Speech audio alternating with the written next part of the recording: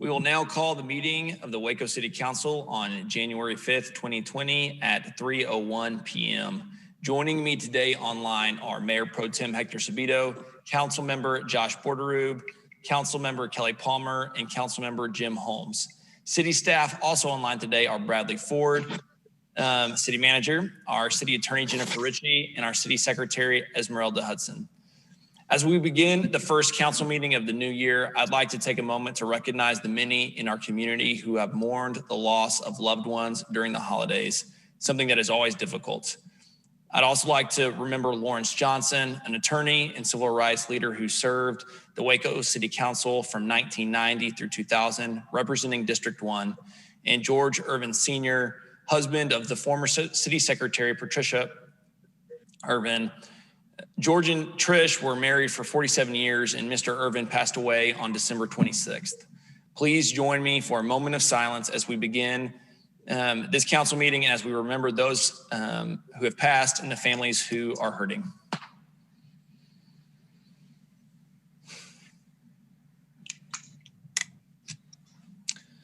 Thank you. On March 16th, 2020, the governor suspended various provisions of the Open Meetings Act pursuant to his state of disaster authority. The change was effective March 16th, 2020 until further notice or until the state of disaster declaration expires.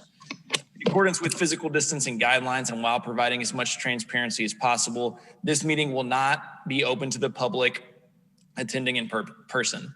This meeting is being broadcast live at wccc.tv. The audio is also being recorded. The video and the audio recordings will be made available to the public. According to the governor and attorney general, statutes that may require face-to-face interaction between members of the public and public officials are suspended, provided, however, that governmental bodies offer alternative methods of communication with public officials. This includes public comment on agenda items. In an effort to allow for as much public input as possible, those who wish to speak or submit their written comments on a listed agenda items were asked to register with the City Secretary's office by 1 p.m. today. Individuals who registered to speak on an agenda item must limit their comments to 3 minutes. On items other than public hearings, speakers will be allotted 3 minutes, 1 3-minute presentation, regardless of the number of agenda items the speaker wishes to address. We will now recess the regular work session and convene the recess the regular session and convene the work session for a report from City Manager Bradley Ford. Thanks, Mayor. Good afternoon, council members. We don't have any changes to the agenda today. Just want to move into our employee recognition. And I want to say a special thanks to all the city employees who worked over the holiday season to really provide exemplary service.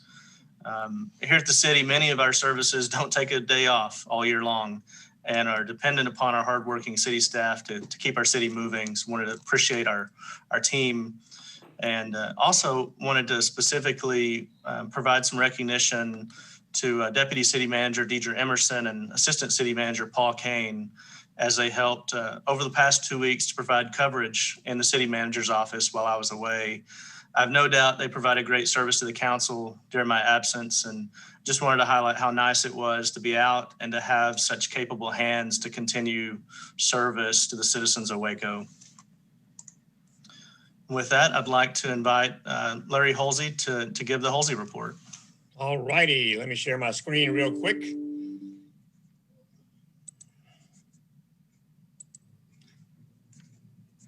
Get that out of the way right there. All right. Citizens of City Council District 4 have the opportunity to clean up their homes, yards, and garages, dispose of large and small items during the District 4 Cleanup Day held December the 19th. Over 78 tons of bulk waste and 14 tons of brush were collected throughout the district, all for free. Future council district events include District 5 on January the 30th, District 2 on February the 13th, and District 1 on March the 13th. Postcards are being mailed to residents in advance of the scheduled cleanup day, so they'll be able to know about it and help clean up and keep Waco clean and beautiful. The foundations for the new fire station administration offices and the number 6 fire station have been completed, and the site work for the parking lot drive aprons have begun. New poles have been set up by Encore and are awaiting the installation of power line transfers. Steel fabrication is almost complete, and crews will begin delivering and erecting the steel on site the second week of January. Both projects should be complete by the fourth quarter of this year. The Humane Society of Central Texas hosted a Yappy Hour on Thursday, December 17th, for a virtual Q&A with staff of the Humane Society of Central Texas and the Waco Animal Shelter. Questions asked were, how many staff does it take to take care of animals at the shelter? What is the difference between a shelter and a rescue? What should I do if I find a stray animal? How can I shelter animals without actually going into the shelter?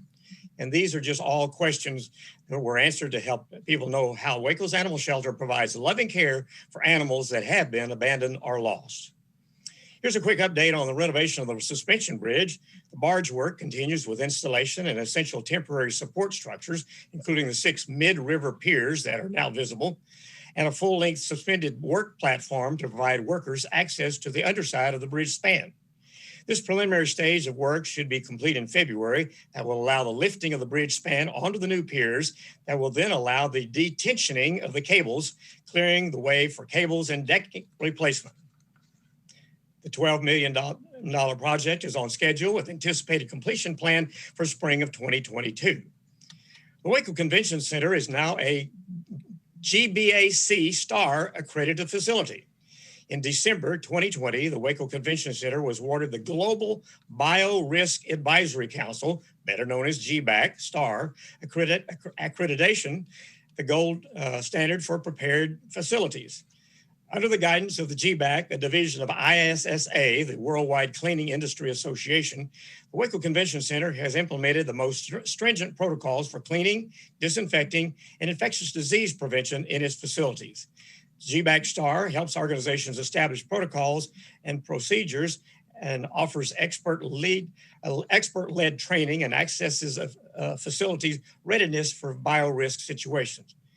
The program verifies that the Waco Convention Center implements best practices to prepare for, respond to, and recover for outbreaks of pandemics. And Keep Waco Beautiful will be hosting its annual Chipping of the Green Christmas Tree Recycling event this Saturday, January the 9th at Paul Tyson Field from 10 a.m. to 3 p.m. And that completes my report.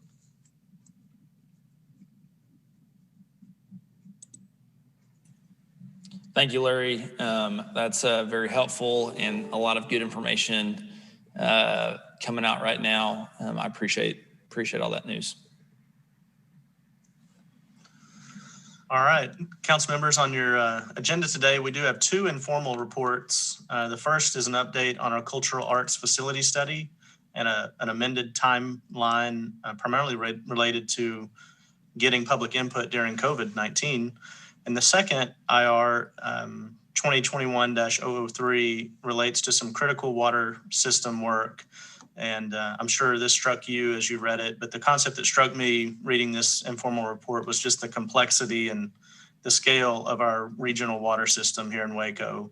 The IR does a good job of detailing 2 really major system improvements that are ongoing, actually, and reaching critical status this week, which are intentionally timed and planned to ensure that Wacoans will most likely not even know that for 72 hours this week, our water system capacity will reduce from 76 million gallons a day, that's our typical capacity of treatment, to 25 million gallons a day. And I hope those watching this broadcast will take a look at the informal report and gain perspective on the many things that have to happen to get water from Lake Waco and have it come out of the faucet when you turn it on. Bradley, I'll just briefly comment on I'm sorry, Hector. No, go for it, please. Okay. On the Keene study, I agree with we need to sort of extend that because we're at a critical time when this kind of project needs to be fully vetted, and we all need to know, how this is going to work. So extending that timeline, I think, makes all kinds of sense on the cultural arts facility study. And then on the second informal report, yeah, great report. And this kind of infrastructure, commitment that we've made on these giant projects like this that will require, a 72-hour sort of a period here where we need to watch what we're doing. It's amazing. I mean, if you look I drive over this Landon Branch bridge all the time, and this perspective that you can see on, for those watching at home, on page 13 of the package. It's a cool way of looking at all the work we're doing on there, and to know that was about ready to fall out from under the bridge had we not gone in here and started replacing that pipe is kind of a scary thought. So all these water projects that we're working on, again, I think it's money well spent serving all the citizens of Waco. Thanks for the report. Thank you, Councilmember Holmes. I just want to reiterate what Mr. Holmes said. First about the internal report of informal report 002.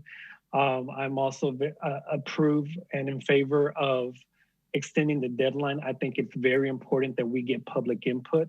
And I know that made it very difficult in 2020 during COVID-19 because there were not as many or any in-person meetings. And so I love the fact that we are adjusting and we're being flexible to make sure that we get the most. And I do appreciate the King group as well of being flexible with us and making sure that they do their due diligence and getting the public input that we are looking for and that we're needing to push this project forward. And so I do appreciate that. As far as informal report 003, once again, I think I want to give kudos to city staff for how they are putting this together and how they're taking this complex system and to do everything they can in their power to ensure that no one, or try to eliminate any possibility of anyone losing power or water or losing the power of the water, et cetera, things like that. I think it just goes to show how city staff does a wonderful job in making sure that the constituents and the citizens of Waco come first. And of course, while keeping them safe and trying not to interrupt their service or not try to do anything to try to to discomfort them. And so I really appreciate city staff doing this. And so thank you for this informal report. Thanks for those comments, council members. On the additionally on the agenda today, we do have 9 public hearings, and each of those will be covered by Clint Peters later in the work session in greater detail. We have 8 resolutions today, pretty light agenda in that regard, and I'd like to highlight just a couple of them. The first is resolution 2021-020, which approves the second change order to the contract for the Seal Coat project in our 2020 street preservation program with Knife River, and actually decreases the contract amount to $398,917 so that the city realizes a savings of approximately $279,000. Which we will reprogram within the street program budget this year. City Manager Ford, if I can speak on this real quick, I just want to say once again, kudos to city staff. To be able to reduce the cost of a project by 30% in today's world is definitely unheard of. And even the fact that we are not going to lose that, the streets department is not going to lose that money, but we're going to allocate it in another that's needed. And so I just want to say kudos to staff and to the people watching. You know, we are trying to do everything that we can in our power to be diligent, to be fiscally responsible with the money that's allotted. And if we can in any way try to save money, we're doing that. And so I just want to say thank you, city staff, for your diligence on this. And I'm excited about the decrease by 30% on this project.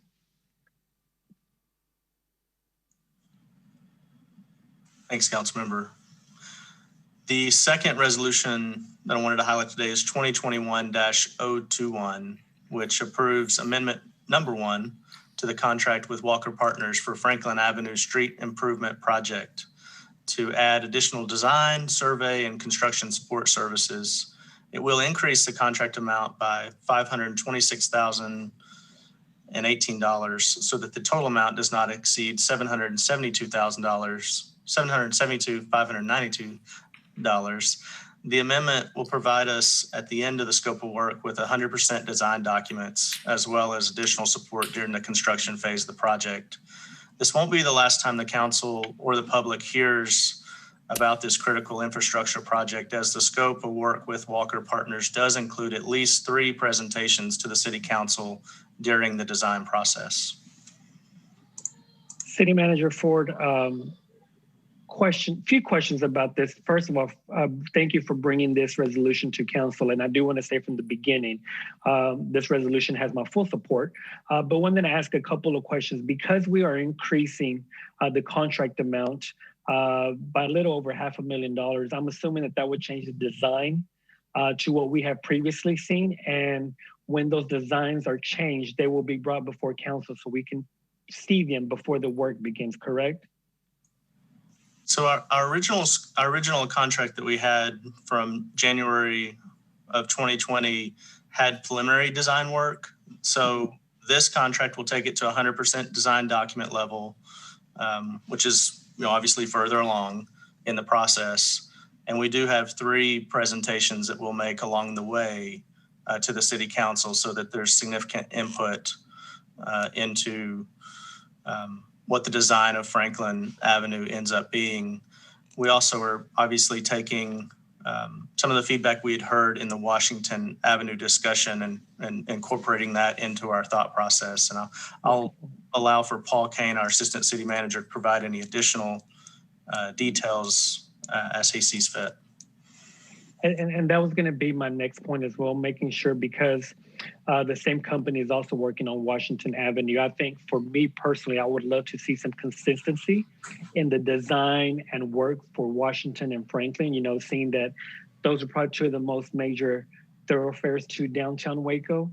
And I just think to see a seamless design that's very similar and making sure that it's cohesive, I think would be great.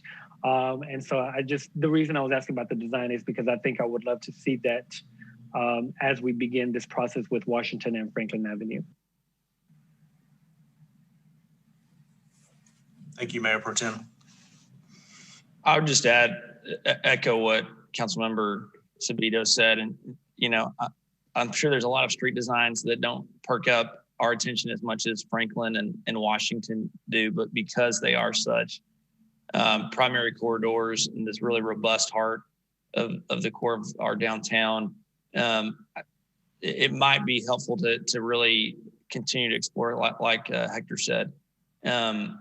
What are some ways that we can, have those check-ins with Walker Partners, just because I would hate to get far down in the process and then they have to go back to the drawing board. So I don't know what that looks like exactly, but I do think that this is going to be something that these are a set of streets that people have a lot of interest in. And so I think that's something to keep in mind as we go through this process. And if I could, Mayor, just follow in, as I understand the arrangement with Walker Group, is that part of the purpose of this increase is getting support during that construction phase that I don't think was included in the first bid, is at least the way I read it. So I think that's important, as both the Mayor Pro Tem and Mayor have pointed out. It's important to keep them engaged as we go through the construction phase of that project. Thanks, Councilmember. That is correct. They will be providing inspection services during that phase, which, as the council's aware, our construction inspectors are quite busy with all the various activities going on across our city. So that is a new element in this contract.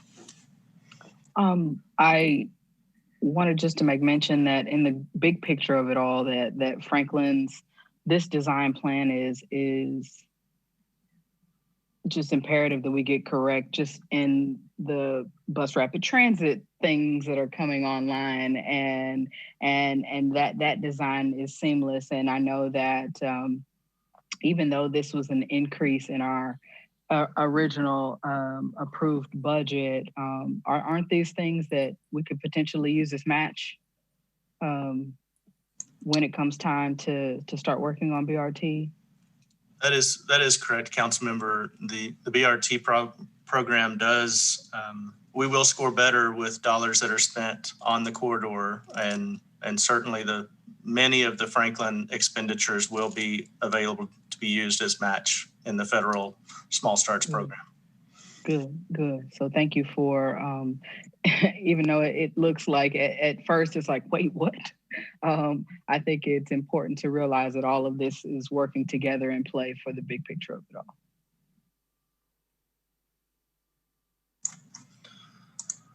All right, on the agenda today, we have one ordinance, and it's a second reading. And if there's no further questions, that concludes my report.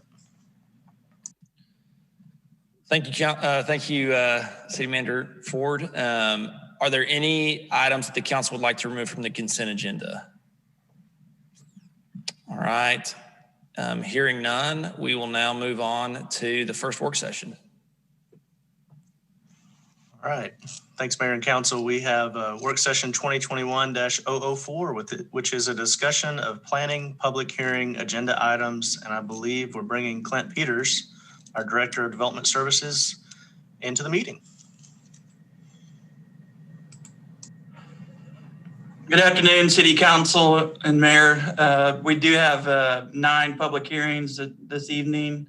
Our first one is subdivision plats. We have 2 subdivision plats. They are related. It's the Royals Ranch addition phases 3 and 4. This is a ETJ plat east of City of Lorena along Rosenthal Parkway. Phase 3 is 24 acres and 18 lots. You will see that there are 6 of the lots that are under the 1 acre minimum requirement that City Council passed last September. But this plat had already been, preliminary plat had already been approved. And so the lots are allowed under that 1 acre because of that. The rest of the lots are over the 1 acre minimum requirement. And then phase 4 is adjacent to phase 3, and this is 21 acres and just 11 lots. And these are larger lots ranging in size from about 1.6 to almost 2.5, 3 acres. And phase 3 and 4 are the last 2 phases of this subdivision. And Plan Commission recommended approval of both the plat and the construction plans. The next public hearing, 2108, is a special permit at 2408 North 49th Street. This is a special permit for a short-term rental type 2. For a reminder, short-term rentals type 2s are single-family homes that are rented out where the owner is not present or living in the home when the guests are there, and they rent out to one party at a time. This property is in the Mountain View Neighborhood Association near Lake Air Drive in West Waco. It is a 3-bedroom, 2-bath, single-family home that is in the process of being renovated. It is single-family zoning, and you can see there are not other STRs within the 500-foot radius that's required by the ordinance. We have received quite a bit of feedback on this one, so we did prepare a map that shows that. You can see that the applicant does live on 50th Street, which is a block over, that would manage and operate the short-term rental. And then we did receive support from 2 other residents adjacent to where she lives. And then we did receive a petition late today, this afternoon, that had 8 signatures in opposition. You can see those red stars on the map, mainly along Pine Avenue and 50th Street, but there are 2 on 49th Street. This petition does trigger the supermajority requirement that requires if people that sign sign a petition or opposed to a case own more than 20% of the property within the 200-foot buffer, it triggers a requirement that City Council approve it by a three-fourths majority, which would be 5 out of the 6 council members. And this does, it's about 22%. So this does trigger that requirement. Plan Commission did recommend approval of the request by a vote of 7-2. I think they felt like because the owner lived so close to the property and would be able to manage it, they felt comfortable approving it. And a lot of the opposition, about half of the opposition, did come in after the Plan Commission hearing. The site does have the required parking for it, and then here's a picture of it on 49th Street, and this is looking down 49th Street, both directions. Clint, Yes, ma'am. how many other STRs are in the area? I know I think I saw the. Yeah, there's one over off of Wooded Acres, which is pretty far away, but that's the only one in the vicinity. Okay. That's gone through the process and been approved. Sure. Thank you. Hey, Clint, question for you. Even though Plan Commission approved this public hearing, it still does trigger the supermajority because of the amount of people that are living within 200 feet that are opposed to the STR, correct? That's correct. There's two different triggers. One is a recommendation of disapproval by the Plan Commission. The other is the more than 20% of the 200-foot. Okay. Perfect. Thank you so much. You're welcome. The next public hearing is another STR Type 2. This is at 3212 Wenz Avenue. This is in our Dean Highland Neighborhood Association off of MacArthur Drive. In North Waco, another single-family home located in R1B zoning. You can see there is a couple of approved ones in the vicinity, but outside the 500-foot. This one they show it is a 3-bedroom, 2-bath. They do show space for 3 parking places on their site plan, but the actual parking spaces on the ground do not meet requirements. So there is a condition of approval that they improve their parking to meet the standards before the license can be issued. We did mail out 26 notices on this one, and we had 1 card in favor, and Plan Commission did recommend approval of this one.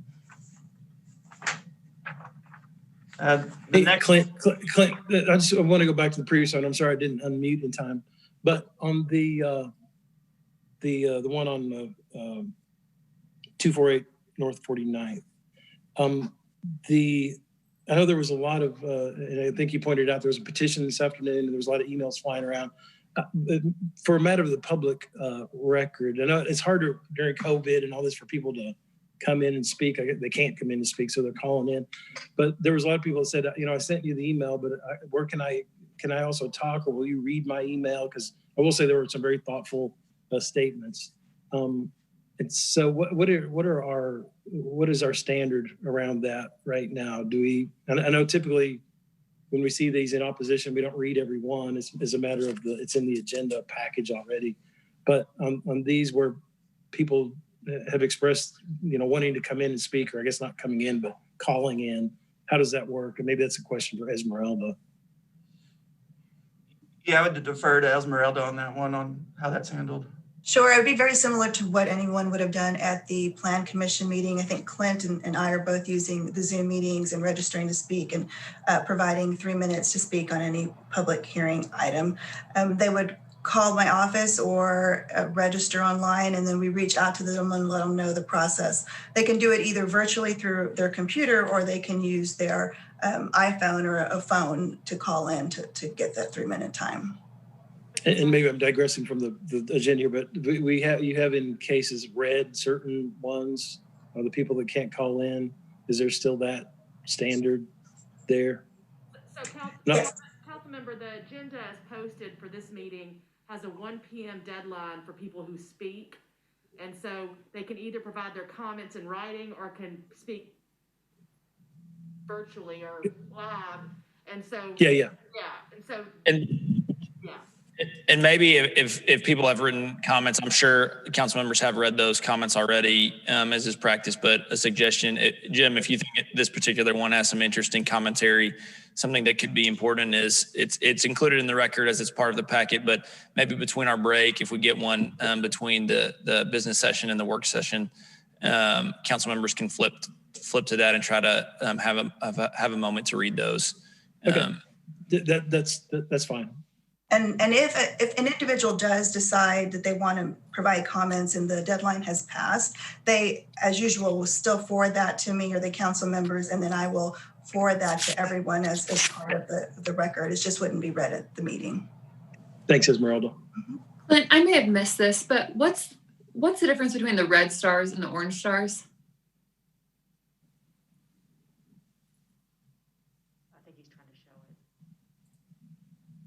There's not a difference. That was my mistake. That's what happens when a petition comes in late in the afternoon. Council Member Palmer, I'm glad you asked because I thought it was just my eyes messing with me on the colors. Maybe those came in later. Orange and red mean the same. I was just going with the legend. I said it's not on the legend. Sorry to interrupt, Clint. Go ahead. No problem. So the next public hearing is another short-term rental request. This is a little bit different. This is a short-term rental type 3, which is a multifamily property, which does require special permits, even if it's not in single-family zoning. So this is a new construction property at 511 South 10th Street. Between Webster and Clay Avenue. It's new construction. It's 4 units, 4 2-bedroom units that were built as a multifamily project. The units, property zoned O2, which is a mixed-use zoning that allows office, multifamily, all the way down to single family. In this case, because you can see the dominant zoning in that area is either O2 or commercial zoning, there are quite a few STRs, but the way the ordinance is set up, there's not a buffer requirement from these because they are in the office or commercial zoning. The buffer requirement only applies in the case where they're located in single family zoning or R2 zoning, which is a single family duplex zoning.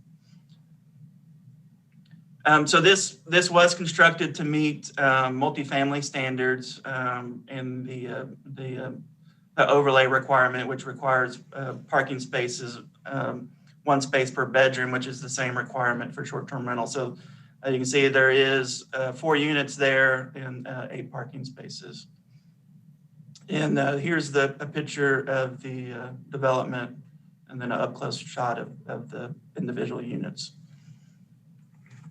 We did not receive any opposition. There was 1 card sent in with some concerns about street lighting in the area, but they were not opposed to the request, and Plan Commission recommended approval on this one. And they're all to be used for short-term rentals, right? That's correct. So our ordinance allows you up to 5 units on a property for STR3, and this complex only has 4, so they would qualify for all 4. Would we be, I guess my question is, would we be notified if they decided, oh, well, we're going to lease out this, will we change our mind and we're going to lease 2 of them as multifamily residential housing, and that will we be notified of that? So our license requirement does require that they renew the license every 2 years. So if they're not using, and we'll license them on the individual units. And so if they're not using those anymore, we'll know when they, let their license expire without renewing.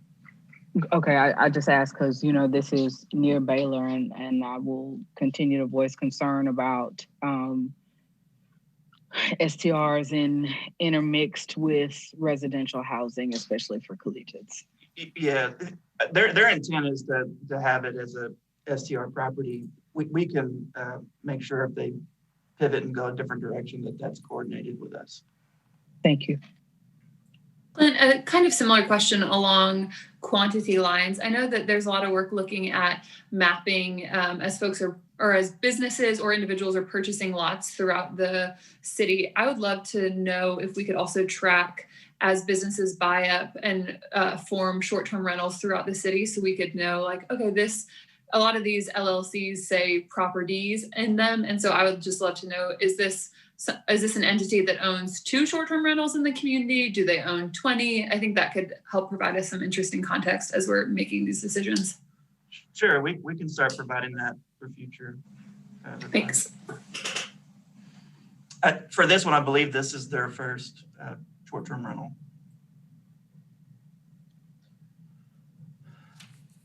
And then the next case, public hearing 11, is another short-term rental type 2.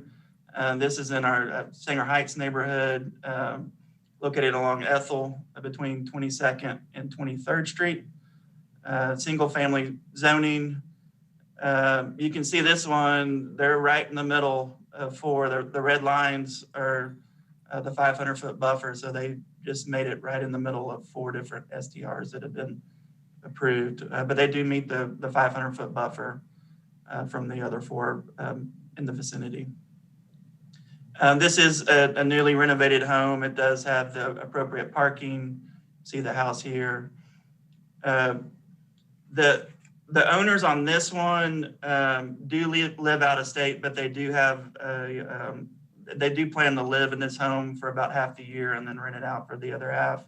And they have a local rental company, a Villa Stay, that will operate and manage the property when they're out of town.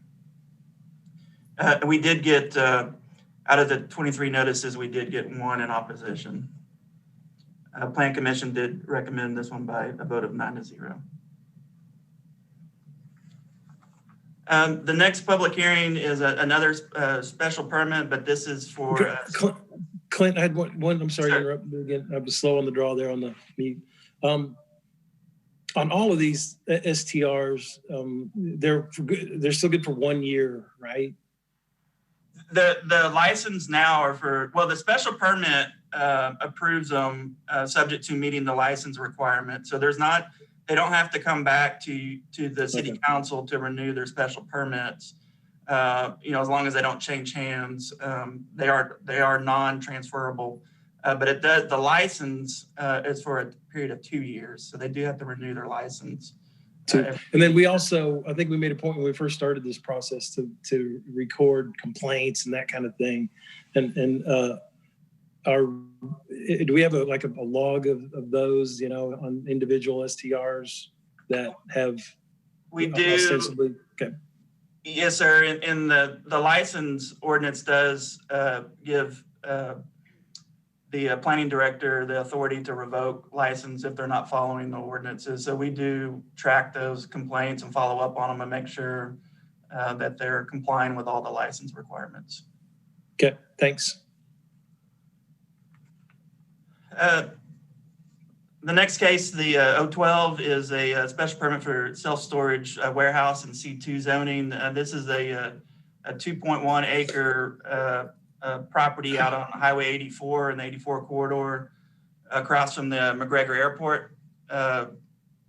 This property was recently platted and sewer extended to it to make it developable. That's why it's been sitting vacant for so long. And the applicant has purchased it, is proposing to do a self-storage warehouse. It is C2, which requires a special permit. He is proposing 153 self-storage units on this property. This is another one that we received some opposition from some of the surrounding homeowners. That's Harris Creek subdivision that wrapped around this property. You can see the 4 red stars there that are opposed to it, and then the 1 yellow star that was in favor. The supermajority was also triggered on this one. About 32%, approximately 32% of the property within 200 feet. So this will require a supermajority vote of the council to approve. Here's the site plan. The owner and applicant did provide some feedback response to some of the concerns that were expressed for the opposition, and it was mainly on how it would impact residential. And when you start looking at some of the permitted uses in C2 and how they fit in adjacent to residential, a storage facility is pretty low impact development. There's not a lot of in and out traffic. The hours of operation are limited. And you can see on the site plan, they did provide some green space buffers between the back of the storage units and the residences. This is a 25-foot area, and this is about a 40-foot area. We also put some conditions on the approval that they not only have that green space, but they put in dense landscaping in there comprised of trees and shrubbery. We also put a condition in there about site lighting, that it all needs to be facing inward towards the development and away from the single family. One of the items that I was reading in the response from the applicant was the hours of operation. We did not put that in our original recommendation, but it did say that they would limit the hours of operation from 7 a.m. to 9 p.m. where people could come into the facility. So that is something, council could add to a condition if you saw fit.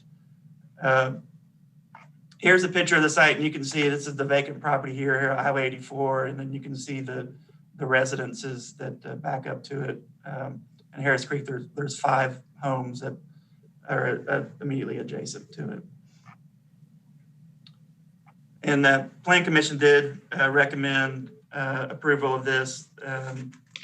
There was by a vote of 8-1, subject to the conditions, and they're included in the packet. Hey, Clint, quick question for you. Earlier you said that the applicant did address some issues that some of the neighbors had. Do you know if the applicant has had an opportunity to address their issues with the neighbors themselves, or do you know if they've met or had a conversation? I just didn't know of how the neighborhood would know about the concerns that were addressed.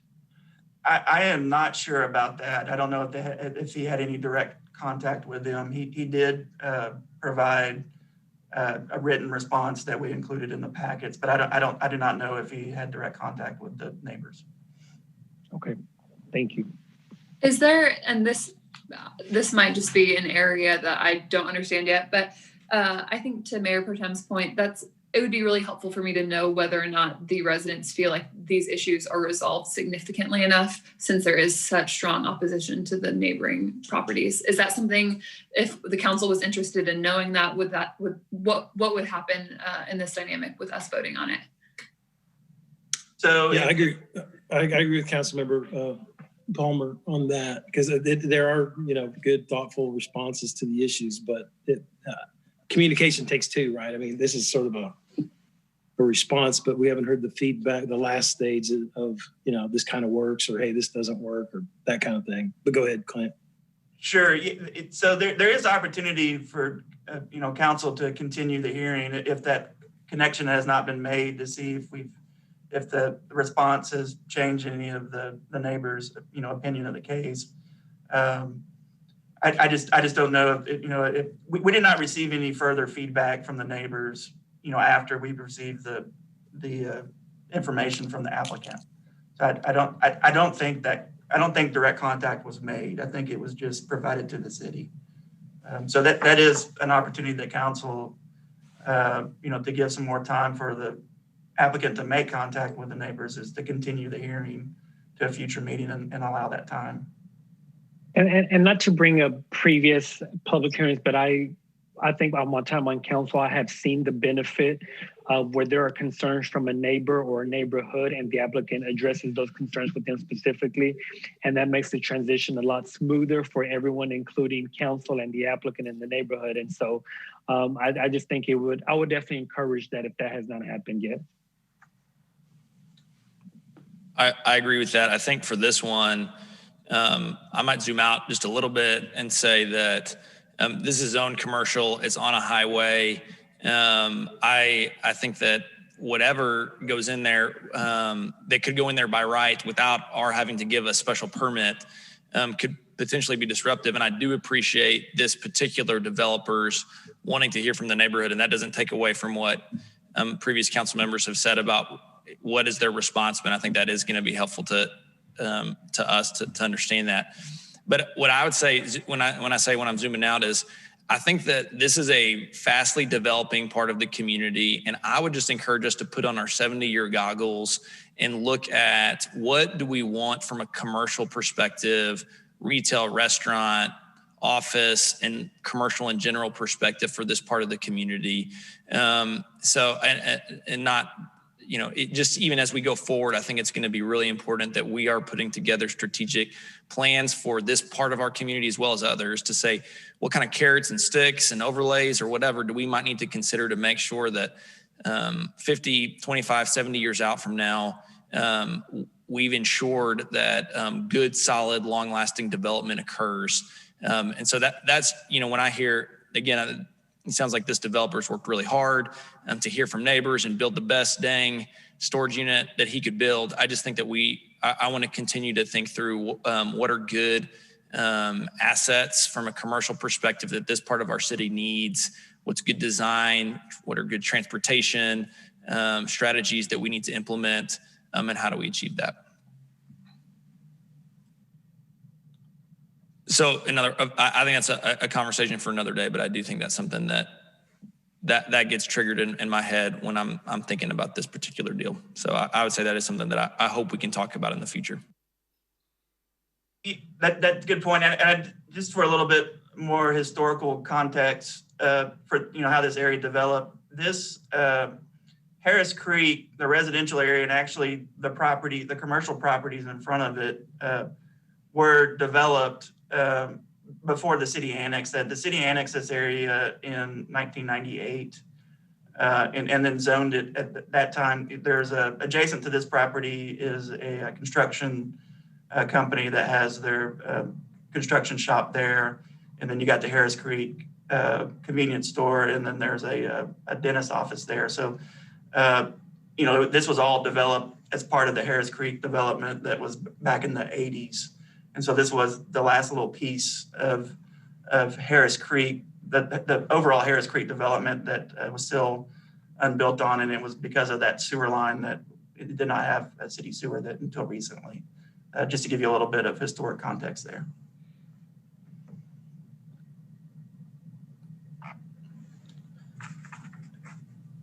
The next case is a rezoning. This is a 4.6 acre tract of land at the 1018 North Loop Drive. This property is in the Carver Neighborhood Association along Business 77 near the intersection of Sealy. You can see that the land use actually calls for this to be office industrial flex. Kind of the idea behind that is to create a job corridor in that area that would bring some jobs to that part of town. The zoning is along the loop is C3, which is our general commercial, and then the remainder of the property is R2, which is a single family and duplex zoning. The property owner would like to rezone it with a combination of C2, which is the hatched area there along the frontage. And then the polka dot area would be O2 for a mixed use development. That would be a combination of potentially commercial, retail, and residential. We did mail out 18 notices and had no responses on this one, and Plan Commission recommended approval of it. Here's a picture of the site, looking from South Loop and then looking towards 84 Waco Drive. So it is a heavily commercialized corridor. Do we know, and you say that the intention was mixed use with residential? Correct. So C2 C2 allows a mix of commercial, retail, office, and multifamily residential. And then O2 allows a mix of office and then residential uses all the way from multifamily down to single family. I guess my question specifically is, do we know what their intention is? Their intention is to do a mix of both commercial and residential. Okay. Thank you. You're welcome. The next public hearing is to rezone. This is actually an existing plan unit development to go back to C2. You usually see it the other way, where we're rezoning property from a base zoning district to a PUD. This is a 1 acre tract of land at South 12th and Spade Avenue.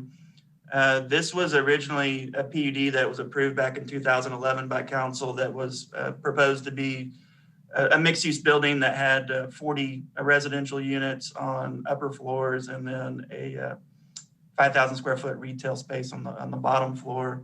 That development never happened. The owner would like to sell off a portion of it and came in with a request to rezone part of the property back to C2, which was what it was originally.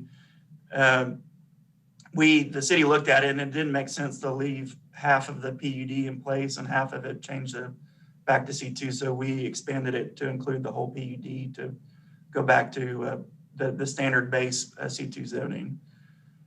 This is the property. You can see there's an existing cleaners on the property and then a vacant piece on the corner. And the vacant piece was the part that they requested the rezoning, and then we expanded it to include the cleaners, which would be a permitted use in the C2 zoning. And you can see it better here. That is a busy intersection there at the corner of 12th and Spade. And no opposition on this one, and Plan Commission recommended approval of it. And then the last. Hey, Clint, I'm sorry. Let me go back to public hearing 14. Did I hear you correct that the current owner just wants to sell off a portion of the property? That's correct. The current owner owns the whole acre, and you can actually see, this is probably the best picture to see. You can see the piece, the corner piece that's vacant right now is the portion that they're wanting to sell off. And then my understanding is the remainder piece that has the laundry facility there would stay in place. Okay. But the laundry service would still be able to operate under a C2 zoning because it is commercial, correct? It would be correct. Commercial. That's correct. And that's why we felt like it was appropriate to just get rid of the complete PUD and just have it as that base C2 zoning.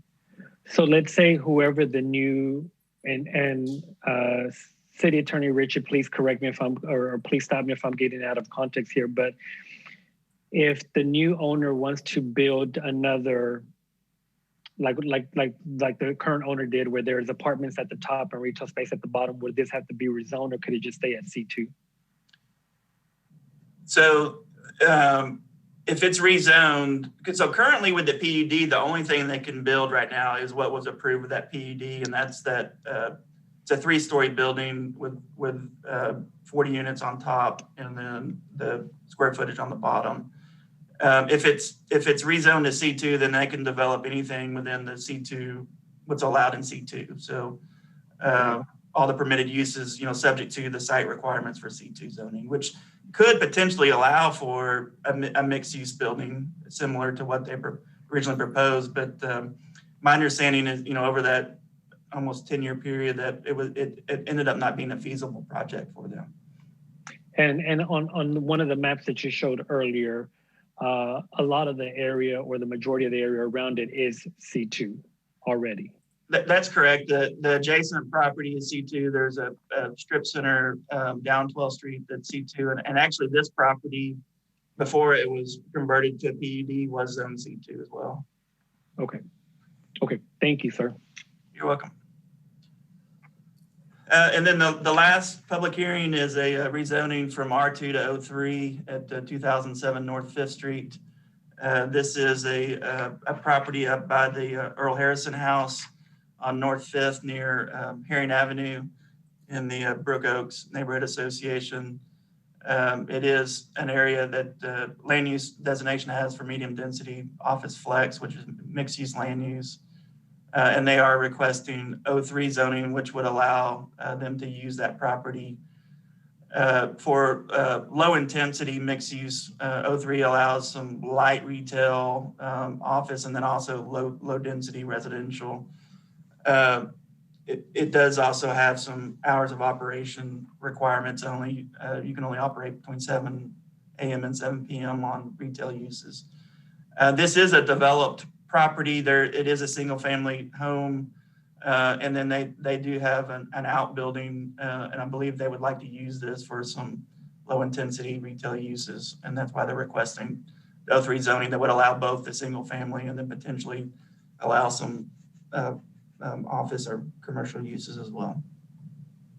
Clint, with this one, I believe somewhere in the packet it said that y'all had received an email from Sammy Smith of Brook Oaks voicing his approval, but I didn't see that email in the packet. Is that something you have on hand by chance? Yes, we can get that to Okay. the council. And that's correct. That's the only response that we received back on this was from Brook Oaks Neighborhood Association that they were in favor of it. Okay.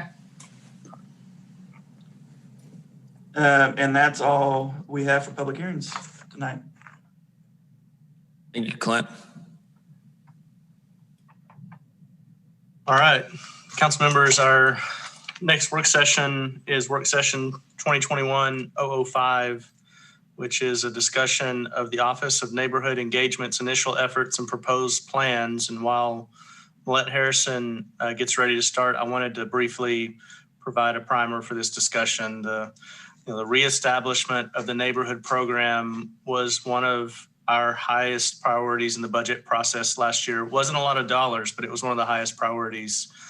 And I want to appreciate the council for their funding of the program and really helping to set the stage for, the concept that a vibrant neighborhood team has potential to benefit every city department and create quality connections between the city and Waco residents. I look forward to hearing from Millette on this item. Millette, are you ready? I'm trying to share my screen.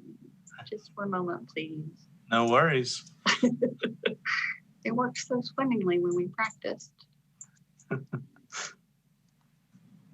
For those, while she gets her screen ready, for those in the community, Millette Harrison is obviously a familiar face. She's been serving as our Director of Economic Development for a few years now, and she's moved into this role of Director of Neighborhood Engagement a few months back. And so definitely appreciate her taking on this important initiative. A little adjustment here.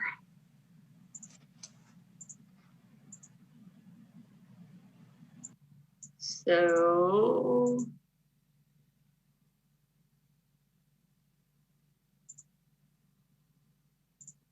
are you seeing the presentation yet? Yes, ma'am. Okay, sorry. I'm sorry about that.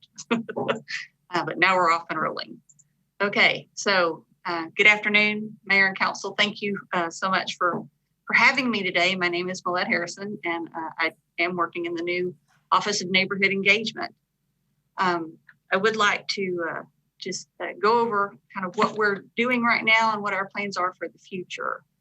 So as you are all very aware, there we go. Council has adopted just this past year a new vision statement, a new mission statement, and new values, and also some new strategic goals. Now, I'm not here to talk about that, and y'all have had plenty of great discussions about that, but I did just want to mention that the work that neighborhood engagement will be doing will be focused on and hopefully helping to further the efforts on providing a safe and vibrant city and the enhancement of quality of life in our community. So that's two worthwhile endeavors, I believe, and we're happy to be working on that. So an overview of the presentation that I will be doing today will go over just a little bit of history of neighborhood efforts the city has had in the past, kind of current update on the recent efforts of what neighborhood engagement has been doing. It'll update a little bit on the current state of the neighborhoods and some data from a recent survey of the neighborhood associations, and then our planned work forward in neighborhood engagement. Also, would just like to note that throughout this presentation, you're going to see the abbreviation NA, or NA with a small s. That just stands for neighborhood association. Our neighborhood associations are really long words for PowerPoint, so it just helps to have it a little bit abbreviated for everybody to see things a little bit better. So just a little bit on the program history. The neighborhood program and efforts with Waco have been around since the very early 90s. As a matter of fact, the city of Waco actually helped city staff. There were no neighborhood associations other than Sanger Heights at that point in time in the city of Waco. And so the first work of city staff was to help organize the structure and the organizations of neighborhood associations in the community, help get them up and running operationally, and help educate them on working with the city and those sorts of things. That effort went along through to early or 1999, late 1990s, and it was restructured up under the city manager's office. It had previously been in planning and community development at the time, but the staff was moved under a city manager's office with a lot of the same efforts still going on, though, still focused efforts on working with the neighborhood associations, helping them to be active, and help them address their concerns through the city if they had any city-specific directions, how to work directly with city departments to get issues solved, that sort of thing. And then as we progressed through the 2000s and actually 2010s, the neighborhood association staff roles lessened with neighborhood associations and took on other roles. So there was lesser emphasis on working directly and solely with the neighborhood associations. But the services were still very similar, and all the efforts were still there. It's just neighborhood staff was also assigned to other areas. But now, I'm happy to report that we have the Office of Neighborhood Engagement. So that's what we'll be talking about a little more today. So the current activities that are going on, as you're aware, in September, city manager announced that we would create this department. I was recruited from existing staff, as Bradley said, and do have previous work experience with the neighborhoods, and worked with them really predominantly from about 99 to about 2010, just for kind of a basic frame of reference. Then worked less and less with them as I took on other roles until I eventually transitioned completely out of working with neighborhood associations. But I wanted to let you know that I have been, since this transition has taken place, I've been working on researching what neighborhood engagement programs are out there in the country, other things that are going on. And I've also was very fortunate to receive a lift, if you will, some help and research assistance from Baylor University. They helped do some research for us through a student worker. And I just want to thank the Office of Vice President of, or Associate Vice President of External Affairs, Jeremy Vickers, offered some assistance to us. And through a student worker, Joseph Parler, and with the oversight of Cuevas Peacock, who some of you are familiar, used to work with neighborhoods in a different role, but it's over at Baylor now, just to provide some initial, their insight into what they thought were some neighborhoods best practices and some potential programming options for us. So I'm happy to have that assistance as I've also done some research and will continue to, because there are always good ideas out there of various forms in various places. So we're happy to try to find out what those are and make sure we're doing the best for our community. And while that's been going on, I wanted to assure you that city services that we have normally provided for the neighborhood associations are still being provided. So city staff attending meetings, that's not just neighborhood staff, but various staff if they have requested a report from streets or solid waste or code enforcement or someone like that. Obviously, many less meetings this past year with COVID restrictions, but still that is an option for us to attend virtually or as needed. The options are always there for city limits. Our water bill newsletter that goes out monthly with water bills, we've always had the ability for neighborhoods to put information in there about their upcoming meeting schedule. And that remains the same. Crime stat reporting that the police department does is done on the neighborhood level. And so that is done monthly, and they receive that information as well. Clint's folks and planning, the notices of zoning applications and special use permits go out to them directly if they have any sort of case that's an application in their neighborhood association boundary, so they're aware of those things going on in their area. I did want to point out something that we don't do very often, which is this boundary sign. That's typically, one and done once the boundaries are set up. But if you'll notice this sign to the right that says West Waco, that's just an example of one. And there have been some previous ones on previous slides. That's a large metal sign that goes on a metal pole that's a permanent fixture. There's usually about 12 to 15 in the neighborhood area that just main entrances into the area on main roads. So it kind of indicates where you are. This is our neighborhood area. That's contradictory to the much more temporary sign that they do that's just above that, the Kendrick neighborhood sign that says, neighborhood meeting next week, next Monday, 6 o'clock at such and such place. We offer both of those. As I said, the boundary signs are much more permanent. And then the smaller signs are something that come up annually. We have an allotment of up to $200 for each neighborhood association for printing and postage that we coordinate through our graphics department for them. Not all of them take advantage of it, but it's very helpful for them to use it for printing agendas or flyers if they want to distribute them out in the neighborhood, that sort of thing. They also have up to $200 for meeting signs like the Kendrick neighborhood shown there on the top right.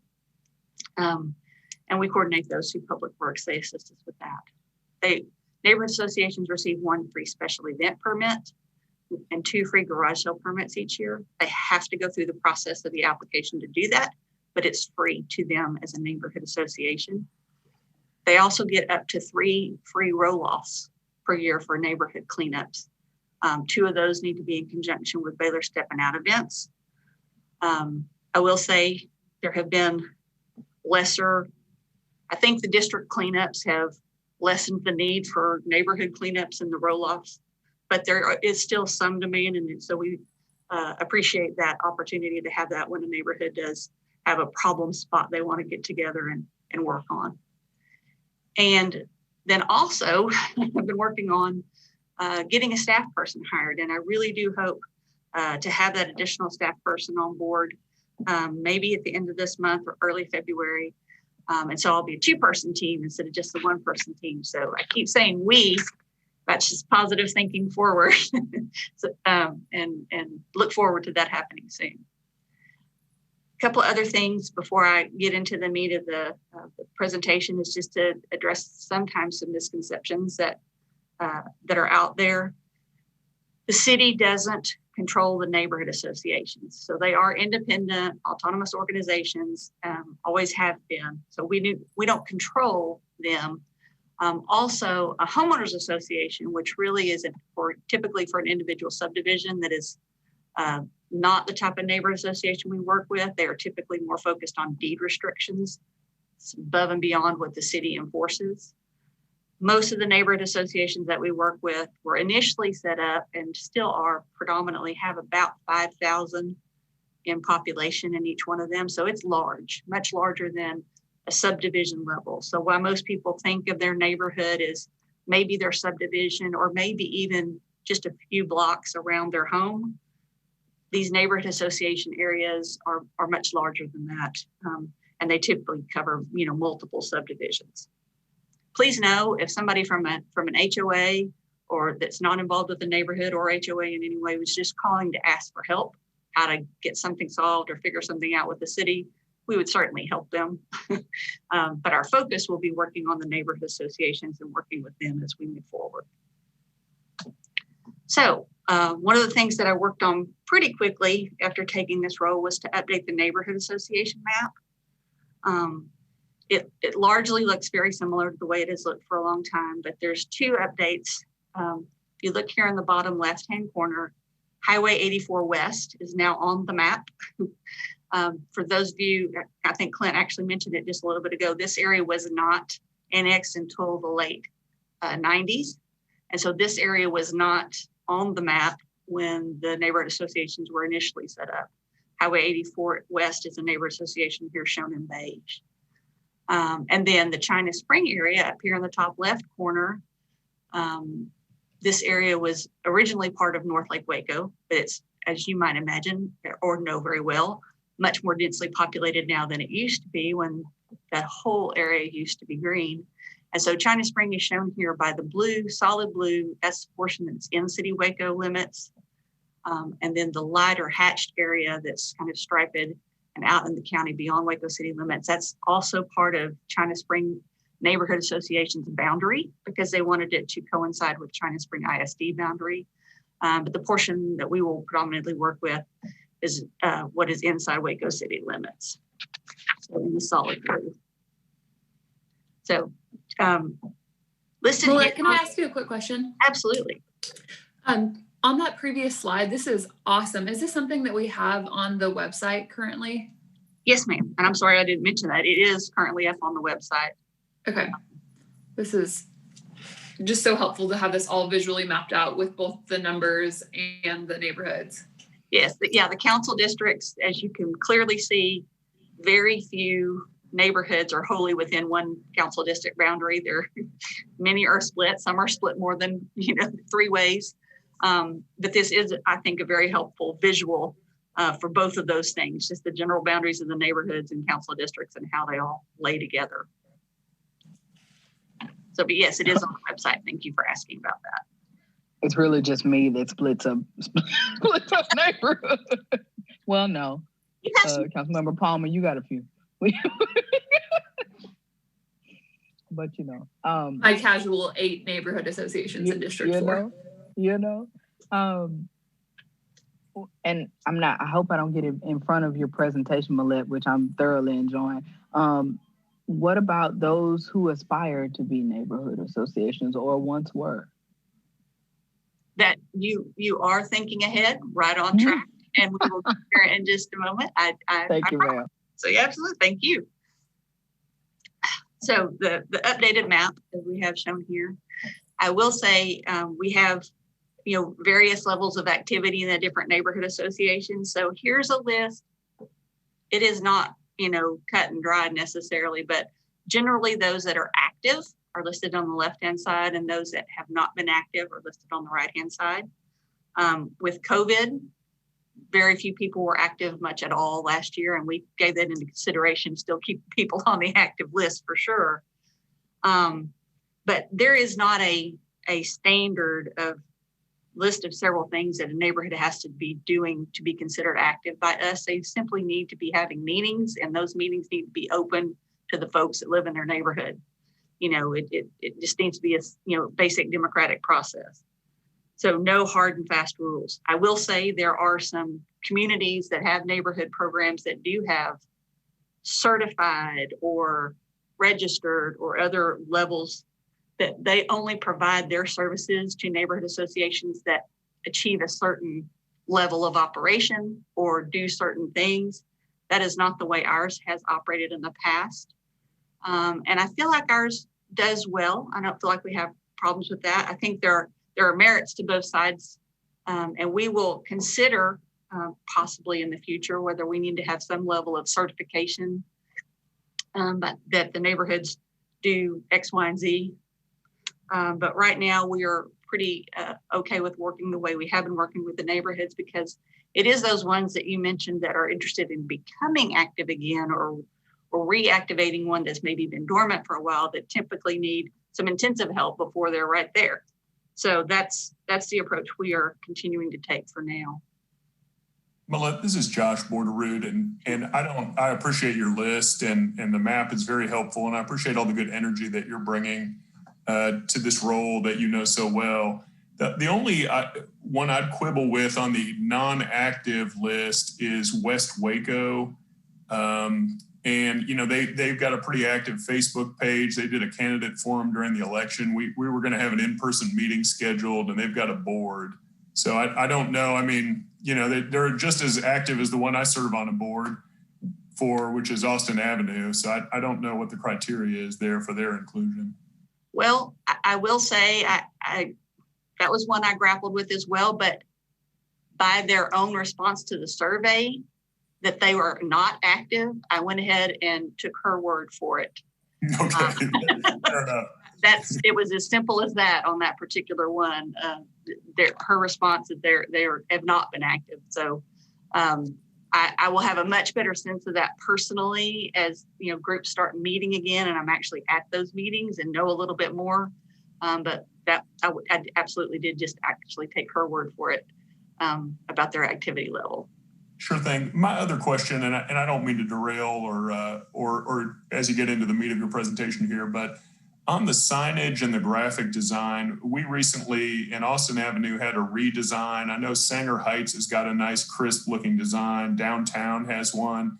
The other signage and graphic design all seem like they came out of the same era and off the same pen.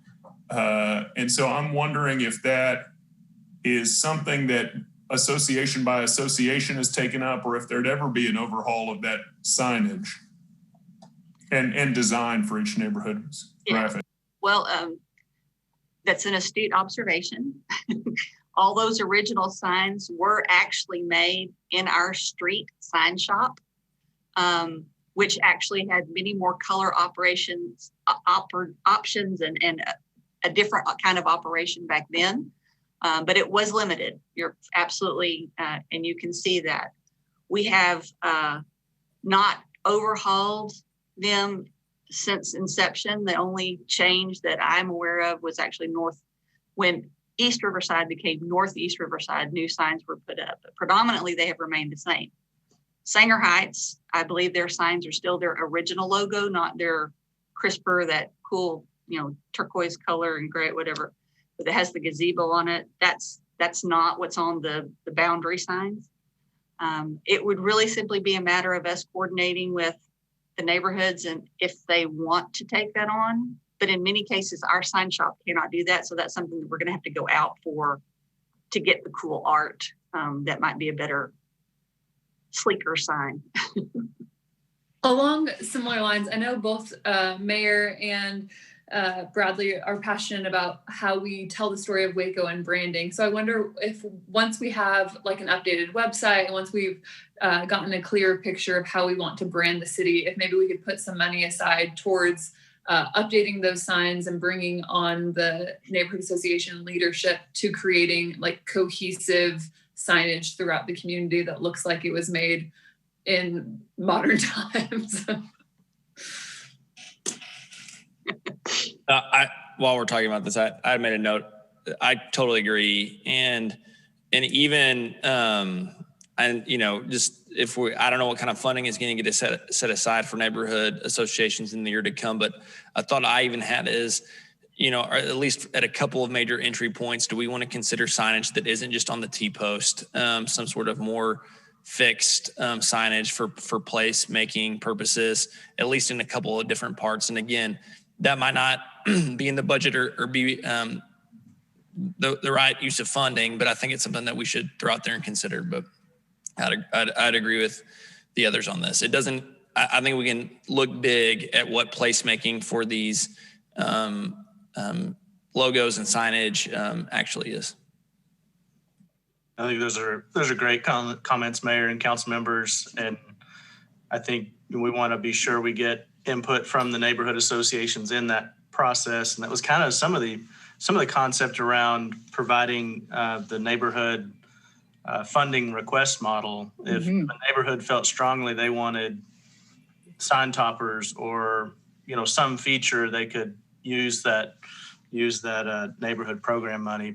And Millette may be covering that here in a few minutes, but I think those are great points and definitely things that as we reinvigorate the program, branding and signage, they can create a sense of place and a sense of pride in a neighborhood. And I think that's a big part of what we're trying to do.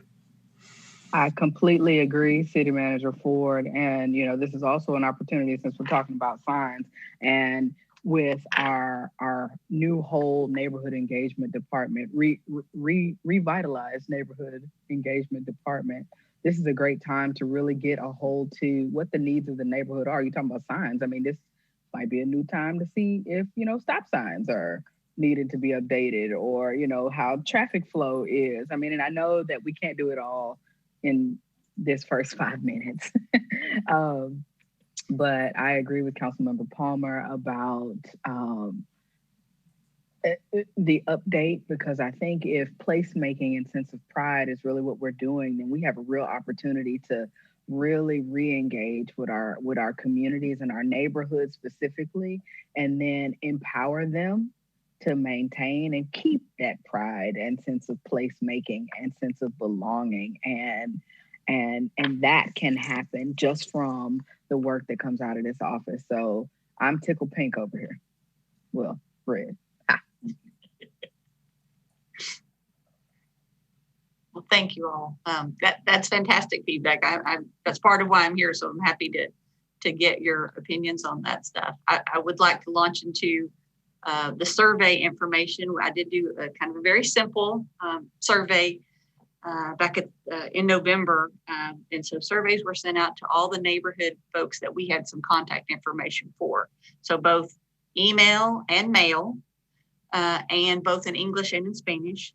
But we did ask for them to return only one per neighborhood association. So we wanted a voice from them. And so where there are 26, maybe 27 neighborhood association areas for our city limits, we only have contact information for 19. And so I'd be very remiss if I didn't use this grand opportunity to plea and say, if we have missed you, if nobody contacted you for a survey, or anybody else that you know of that's been involved in your organization, either a current one that's active or a previous one, please contact me, because we want to make sure that we can make that connection and we have you on future information going out. Hey, Millette, and if we can also possibly maybe get a list of those that you were not able to get in contact with. You know, I know many council members have close relationships with neighborhood association presidents or their executive board, and maybe we can put you in contact so they can fill out the survey or any other information you might need in the future.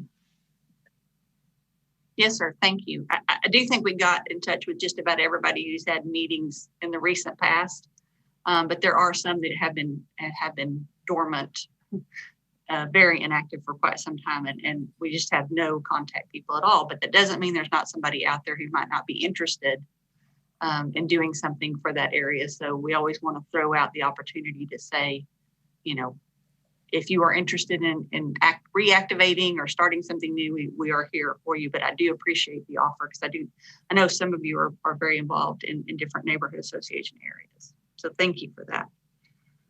I will say, of the 19 that we sent out that we had contact information for, 15 of those came back. So pretty good response rate, at least as surveys go.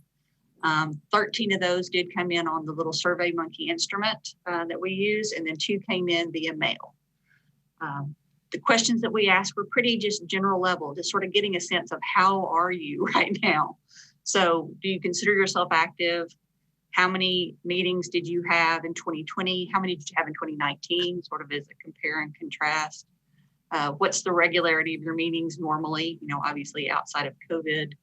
How do you communicate? Do you use social media, you know, Facebook groups, that sort of thing, or do you use email? What's your current membership level? And do you think you'll start meeting again once COVID restrictions are lifted on in-person meetings, or do you have some concerns about that? So those are the basic general questions that we went over in the survey with them. And I'll just go through the responses fairly quickly. But do you consider your neighborhood association active? Only 13 said yes. Now, not all who are active responded. So, but of the 15 that responded, 13 said yes, 2 said no. How many meetings did you hold in 2019? Of those responding, there were a total of 79 meetings in 2019. of those responding for 2020, only 30 meetings. So obviously, as things shut down, because I think an abundance of these were January, February, March in 2020, that's when the bulk of things occurred. And as things shut down, they largely quit meeting. And 7 of them reported not meeting at all during 2020. So there has been a very long spring break for these folks as they have quit. They're just social by nature, so they have not been meeting. Generally, they meet with some frequency. Just 4 of them, you can see here the little pie chart. The lighter blue area shows monthly meetings. There's 4 of those. The orange area shows every other month. Also 4 neighborhood associations that do that.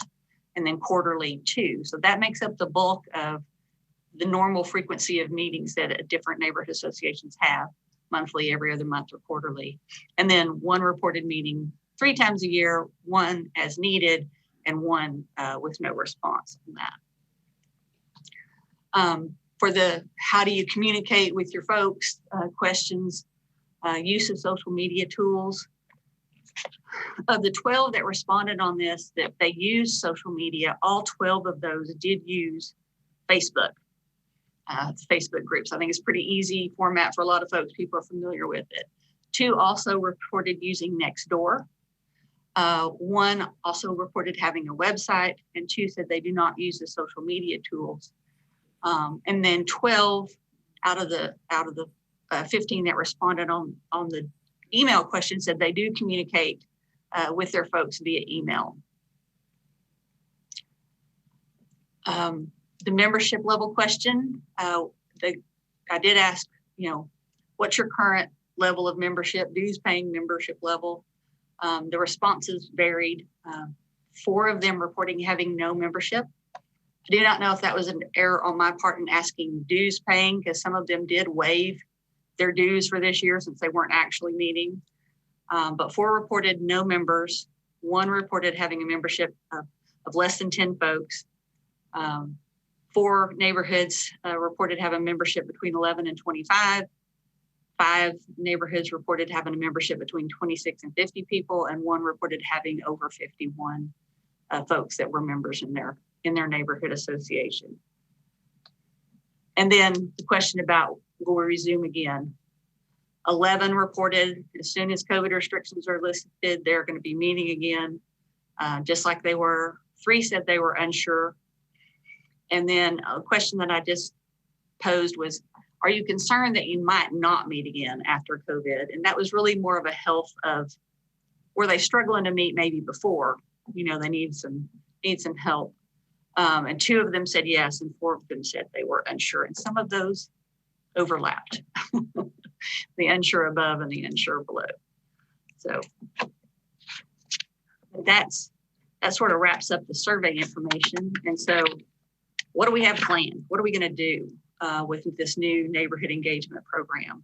Well, we tried to keep it in a simple structure. It's reconnect, revive, and be a resource. Try to just, that will be our focus going forward. So phase 1 of reconnection is obviously underway.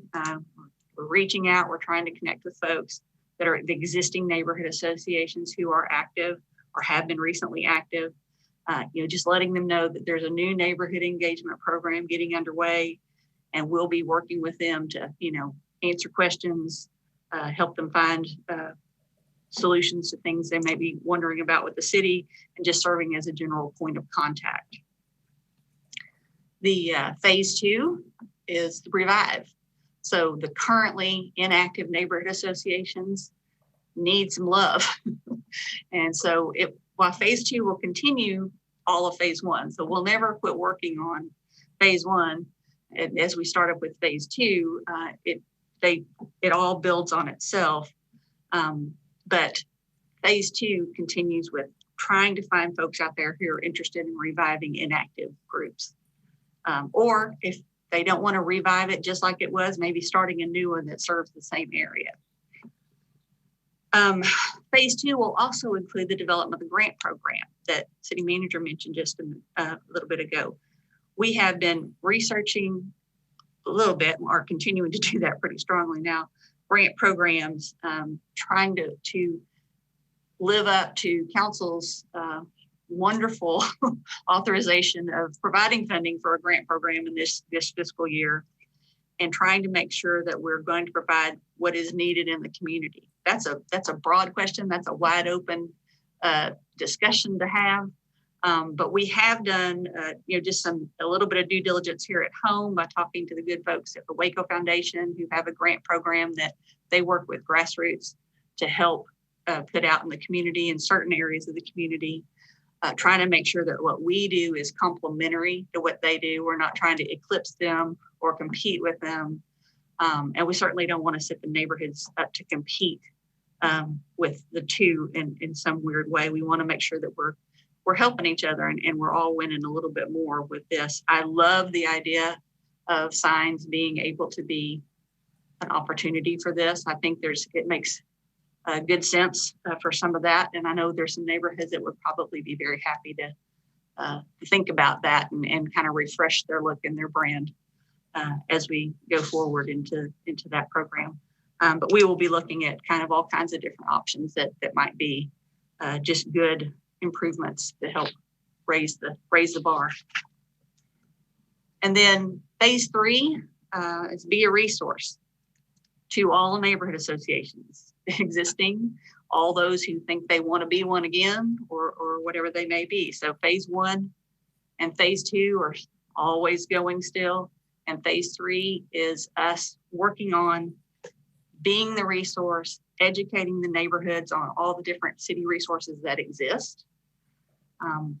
We are, I think, very lucky to work for a city and live in a city that puts a lot of effort into and money, quite frankly, behind programs that do infrastructure improvements, programmatic improvements, and try to make our city just a better place, and making sure that there's space in that for citizen input. And so for us to have, I think it's a responsibility on behalf of neighborhood engagement staff to be able to make sure people know how to use all these cool websites and platforms and apps and things that we have been creating to try to make sure we can have citizen input and make sure they're aware of how to take advantage of that, how to monitor that for updated things that are happening, whether it's a street program or water utilities big improvement program or anything along the way, like code enforcement concerns or illegal dumping concerns or that sort of thing. So that's a huge part of just trying to make sure we have the ability to educate them on whatever questions they might have about the options that we have to provide. And then also sort of what I anticipate will be in the late part of 2021 is developing a sort of City 101 or Citizens University. Obviously, I specifically have out here named to be determined, but something that will help create a course that's for people who are interested in learning more about how the city operates, learning more about how to get engaged, or just solve that one problem they've always had, whatever it may be. But helping residents learn how the city works, who to contact, how to get things done. And this should also probably be a launching pad for folks who are interested in becoming involved in boards and commissions, or who just really want to be more involved in the neighborhood associations, run them, or be involved in them. And it's also just, I think, a good space for us to have a way to educate citizens. There are various types of programs. Some are large and intensive. Some are a little more self-led. But we're looking at different options for that and what might be work best in our community. And we'll be polling some votes to try to figure out what might be the best approach. But I will say, while we aren't quite sure what the demand level is for this, I think there's a significant enough that Baylor University had a sort of a City 101 session in their People's Law School this last fall. And then council member, now Mayor Meek, I think had a large hand in kind of making that come to fruition, making that happen. So, and there was a good interest. I along with one of the assistant city attorneys, Kathleen Perdon, went over and provided that material to them, provided that presentation, and it was well received. It was fairly large crowd, so hopefully there will be good interest in this type of thing. That sort of closes me out on the different things, but I do want to say thank you and obviously open it up for questions and input and other great suggestions that y'all might have.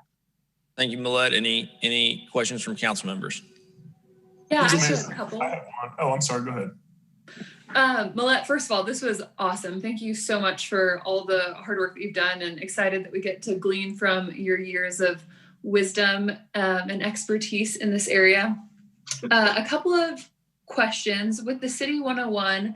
I'm currently in leadership planning right now, and I love the cohort model. So I think that could be an interesting thing for us to consider, is like maybe we offer City 101 in a fall cohort and in a spring cohort, and you get to know various people throughout the community.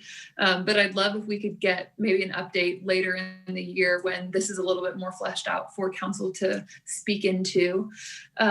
Another thought is, I know when Cuevas was at Grassroots, he and Josh worked heavily on that neighborhood association handbook.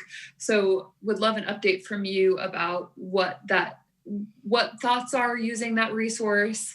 It just seems like such a great asset that we already have mostly developed as we look at revitalizing some of these currently dormant neighborhood associations. Yes, yes, and we, all the staff at Grassroots and also Cuevas former staff, we've had a few calls on that information, and Josh has been very helpful. He's provided over to me a draft copy of that, pretty final copy as you spoke to. It is for me to, it has some items in it that I think are spot on and the information we want to put out to our community, but as I mentioned before, with sort of those certified or registered or certain levels, and we only do certain things for certain level, there are pieces of it that I think we may not be quite ready for yet. So I just need to streamline a little bit of it, but it's still a very good resource to put out to the community. We also always want to make sure as I mentioned in the opening, we don't control them. So we won't dictate to them what kind of organization they should be. It's simply maybe a guidebook of showing how they could set up their structure for their organization, some sample bylaws if they want to have, different kinds of structures. And certainly we would not weigh in on whether they want to become a total nonprofit 501c3 to that level of formal structure or keep it much more informal, as many of ours are. But it is a good resource, and I do hope to be getting it out, getting it refined, and then getting it out to the public. Lots of irons in the fire right now. Absolutely. Okay, cool. I think with that, my encouragement would be if we get that refined, for us to consider paying Grassroots for that effort, since that was a long, arduous process to create that resource. And like you said, like a Brook Oaks that's met since the 90s and has had the same leadership throughout, they don't need something like that, but maybe some folks in Dean Highland that want to get everything started who really benefit from that kind of a guidebook. My other thought, and this is maybe going too far off topic, is Brook Oaks and Sanger Heights hosted a candidate forum, and now 4 of us that have served in District 4, Tony Herbert, Rick Allen, Darius, and I, all voiced interest at bringing the leadership of neighborhood associations to the table in deciding our city budget. So this might be more of a Bradley question, but I'd love if we could consider, as we're revitalizing our neighborhoods, how are we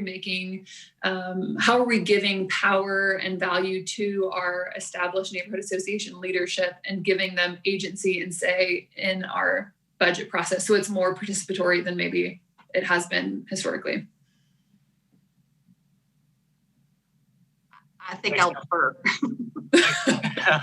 That's fine. Thanks, Councilmember Palmer. I will, let me obviously think through that. And obviously a budget process, we want to be, transparent, just participatory.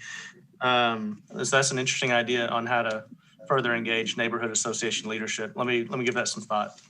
Cool. Thanks, Millette. Thank you. Millette, I briefly wanted to kind of following up on Councilmember Palmer's comment about Leadership Plenty. My mind went there as well. I'm a alumnus of Leadership Waco, and I feel like that program and Leadership Plenty are great ways to plug young professionals and a broader cross-section than young professionals into the community and into the work of the city. And I do wonder if, one way to roll that out, not to just be exclusively this, but one way would be to kind of have a day or half day as a component of either or both of those programs.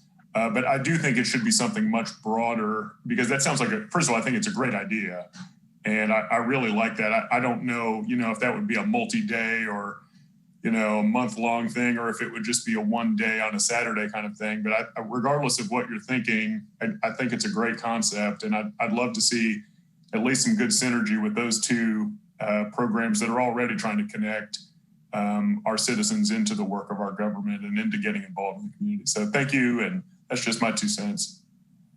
Thank you.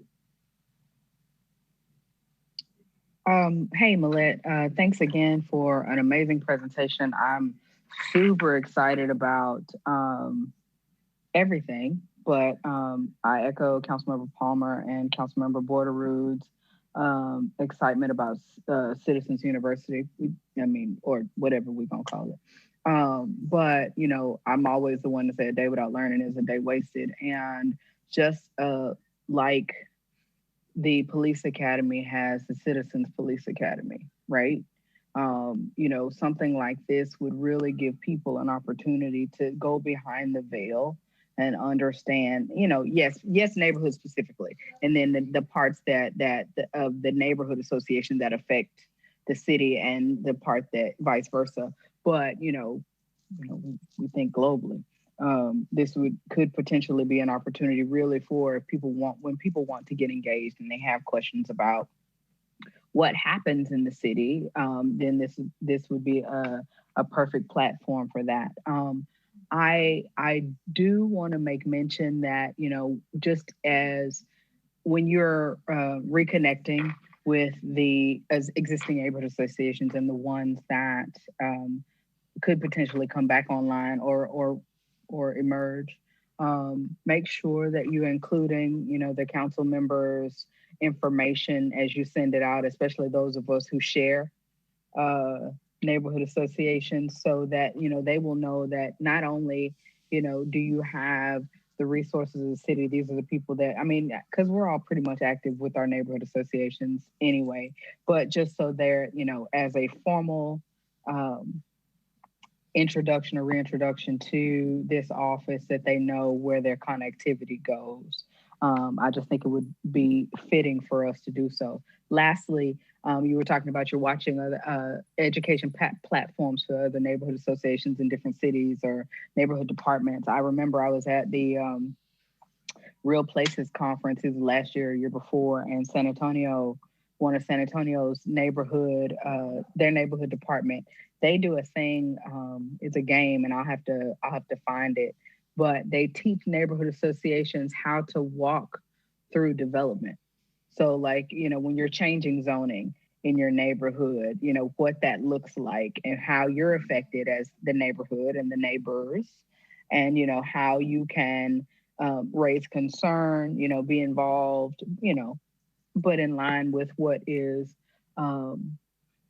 responsible citizenship. So I'm looking forward to seeing how this evolves, because I've seen some really cool and innovative ways to include neighborhoods in all of this, especially in how their neighborhoods are growing and changing. And as we know, all of ours are doing just that. So I think there's an opportunity for us to get as many people educated as possible, and us all speaking the same language will go a whole lot further. Thank you.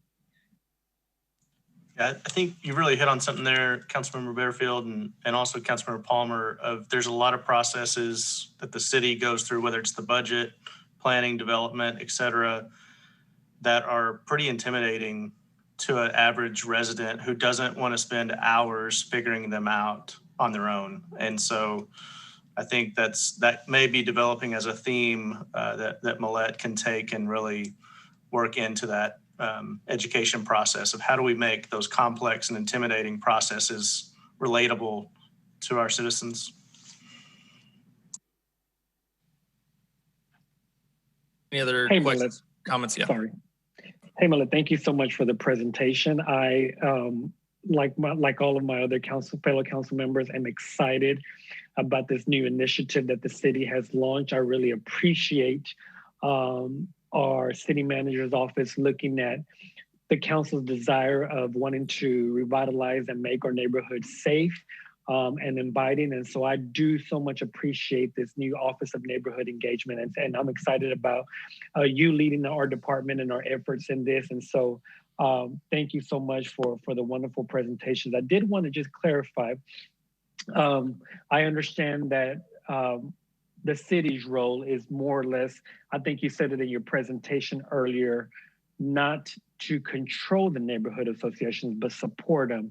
And so some of those tangible ways that I wanted to make sure that that's included in there is, you know, I know when a lot of neighborhood associations are getting started, they are writing up bylaws and setting up bank accounts and making sure that they have their funds. And so would that be part of the services that the city supports as well, as neighborhood associations are beginning to restart and re-engage? Well, we certainly wouldn't be involved in their bank accounts, or there are some places, and there is a line of separation that we would always lean to the city attorney's office to say, okay, what can we do, what can't we do? But we want to support them, and so while we wouldn't write their bylaws for them, we do have several examples, and we try to coach them through the process because we don't want them to get bogged down in that kind of unfun piece, but it's necessary. So everybody has their guidebook for how we operate.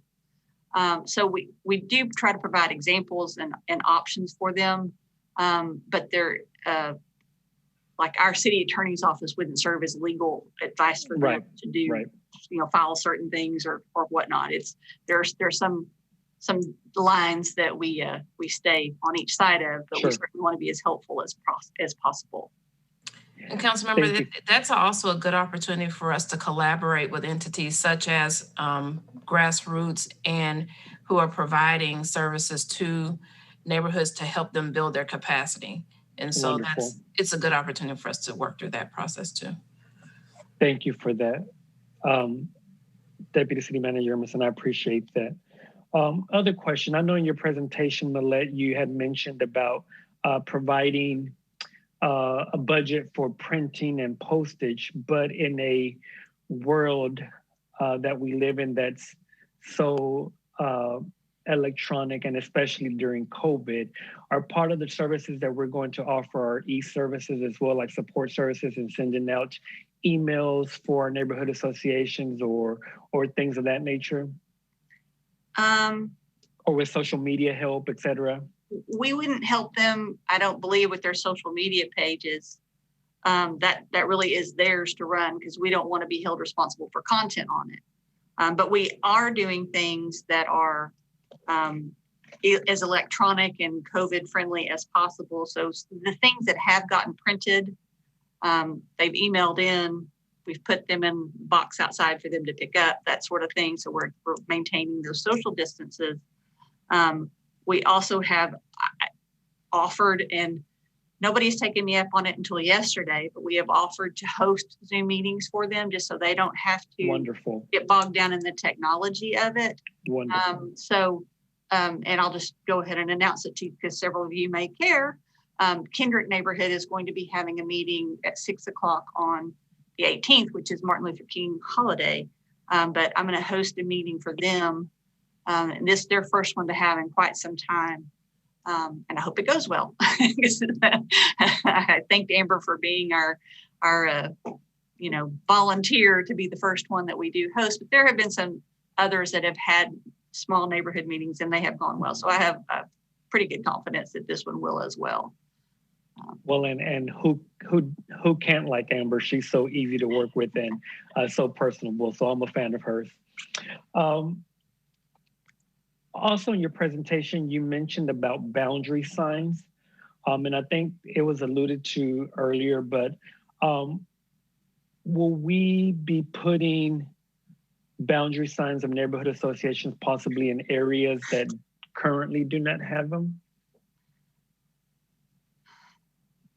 I don't know. Okay. I don't know the answer to that. I know. No worries. Well, I will tell you, historically, we tried to keep it to about 12 to 15 on just major thoroughfares, and that's how they were set up.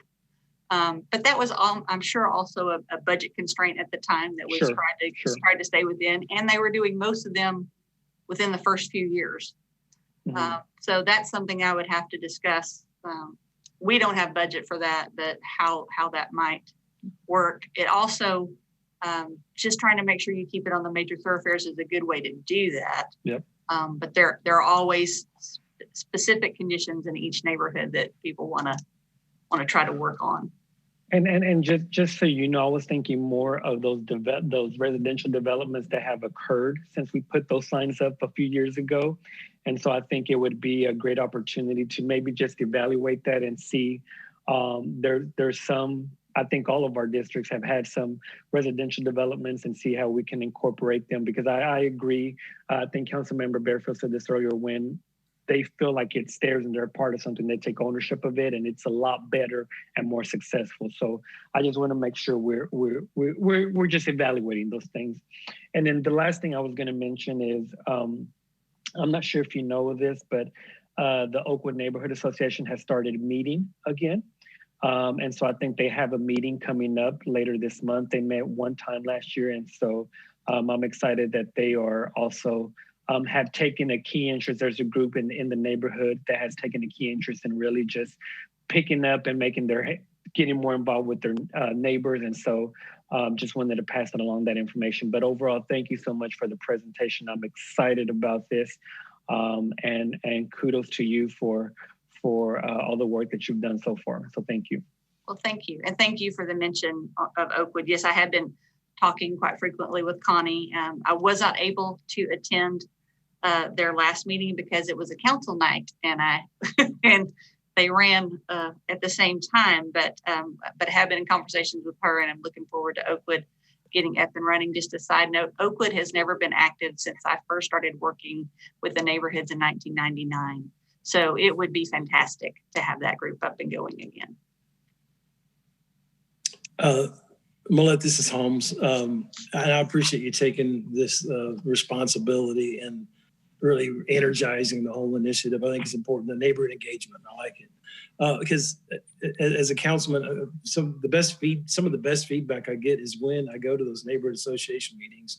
You're able to talk to more than just kind of a one-on-one. You're able to get some discussion and dialogue going. So I think anything, and I think that helps us as council members and really the whole city management, how all that works, the feedback you get are in those meetings, in these neighborhood association meetings is so important to me.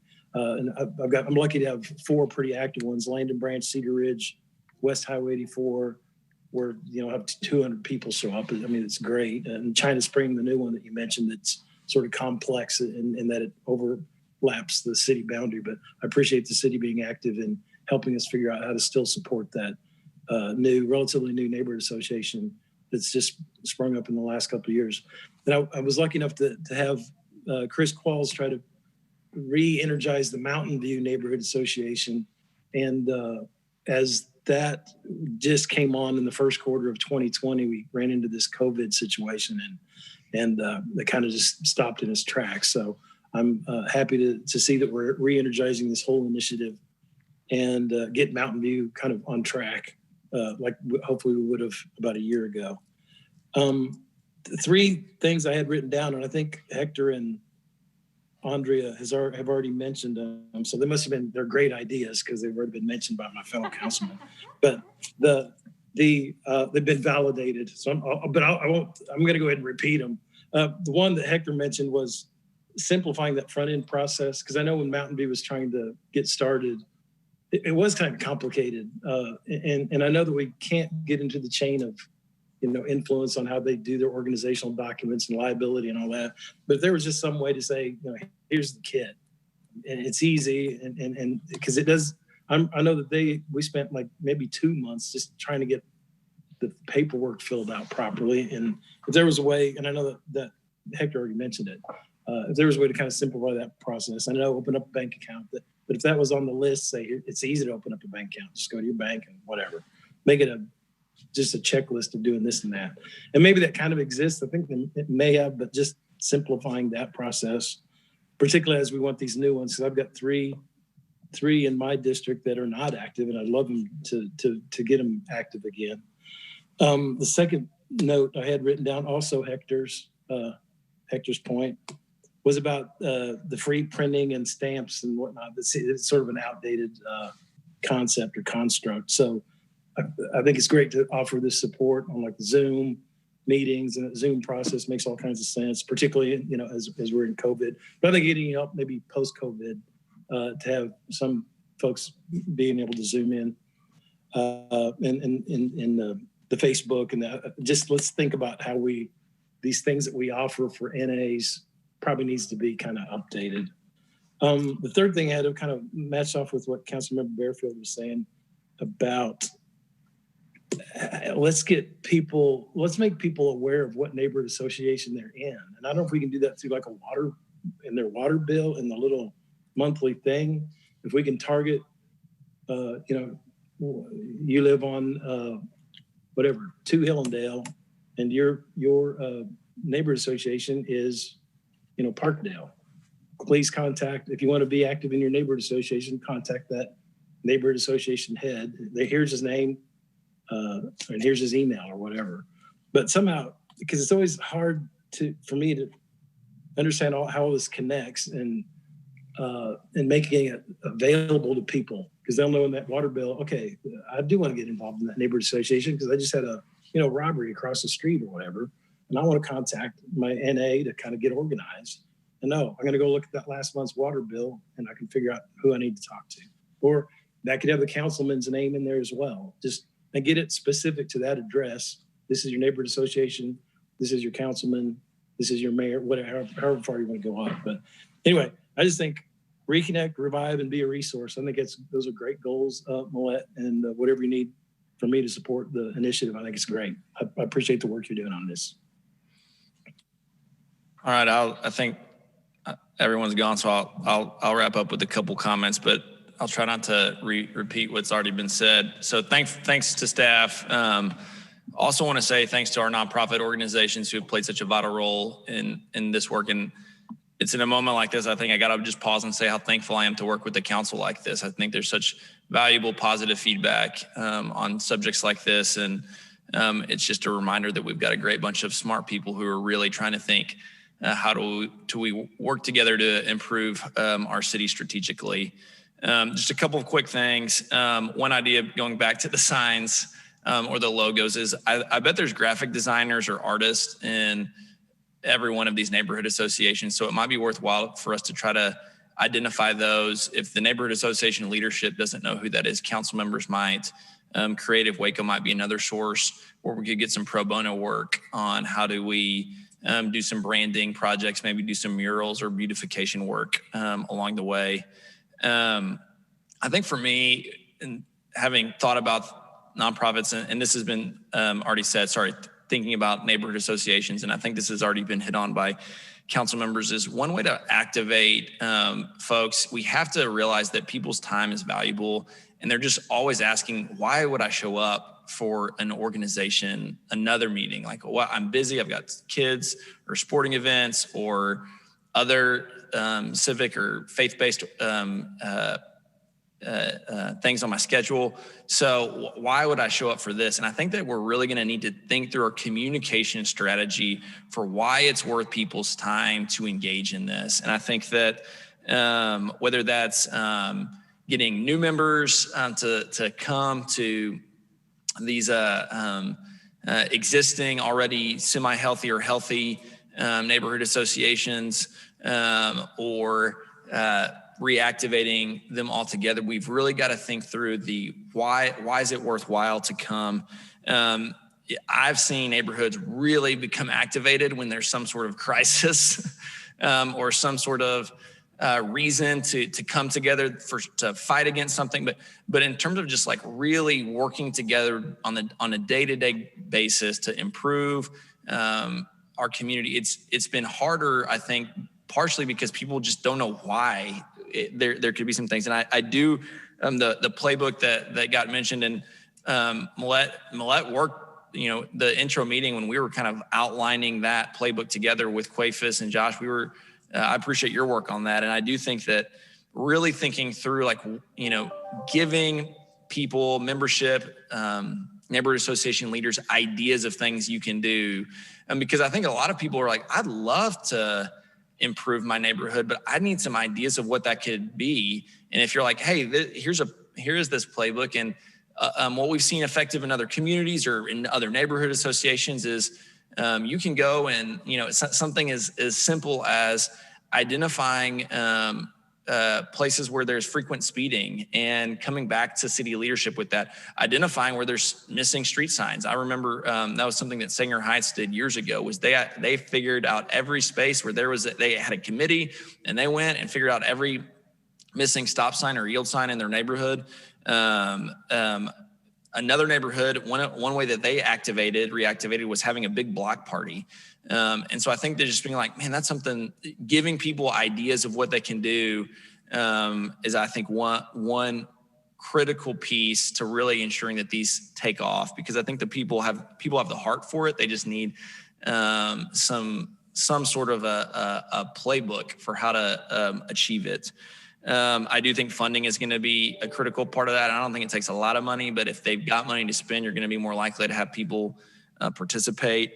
An idea, for the reactivation side of it, I think that a lot of time, Councilmember Barefield mentioned this, but I do think council members have a pulse on potential leaders in different neighborhoods. So we might poll council members and be like, hey, we're really struggling either with membership or reactivation altogether in this neighborhood. Who are some leaders that we could pull together to reactivate? And I do think council members will have a good pulse for who that might be.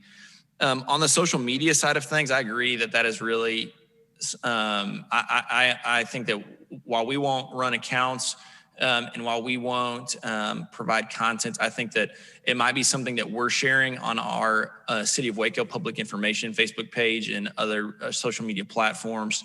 And I think that we can also, as things get reactivated, we might be not only giving updates for what our Office of Neighborhood Engagement is doing, but also highlighting some different things that neighborhood associations are doing as they're becoming re-engaged that might draw membership from that neighborhood, but also give other folks in the community an idea for what's happening. So while I agree that we shouldn't run their pages or give them content or anything like that, I think it could be something that our public information office could partner with neighborhood engagement on to make sure that we're letting, just on our feeds saying, hey, these are the boundaries. These are when meetings are happening. Feel free to attend, some real objective stuff like that, but then also maybe showcasing some of the good work that's going on there. So really excited for the direction this is headed, and really thankful for everyone's work on this and the feedback tonight. Yes, thank you all very much. I do appreciate it. It really helps get some things solidified in my mind about marching forward. Great. Awesome. All right. No other questions. Bradley, does that conclude this work session? Yes, sir, it does. Great. Are there any requests for future agenda items? If not, yes. Okay. Oh, no. I'm excited that we received that our CARES funding. I'd love if we could have an update on, just CARES overall, what that's being allocated to, when we can see that being rolled out in our community. Great. Excellent.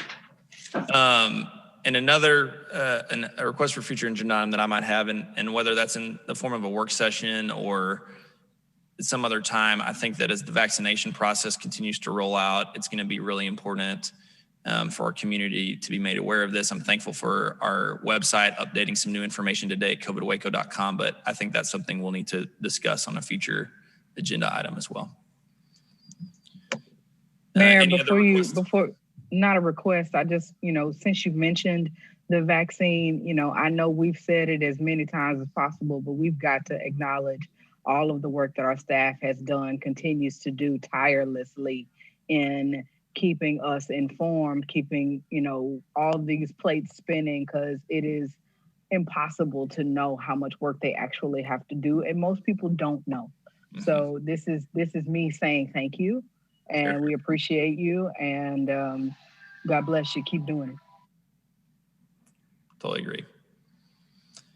Any other requests?